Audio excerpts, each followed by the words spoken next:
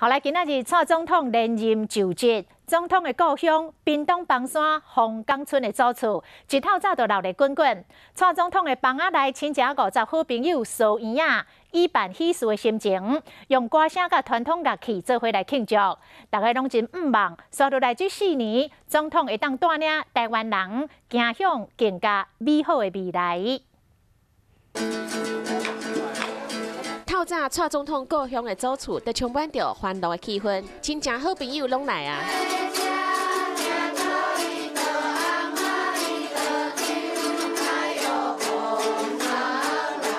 弹奏传统乐器，大家用歌声祝福。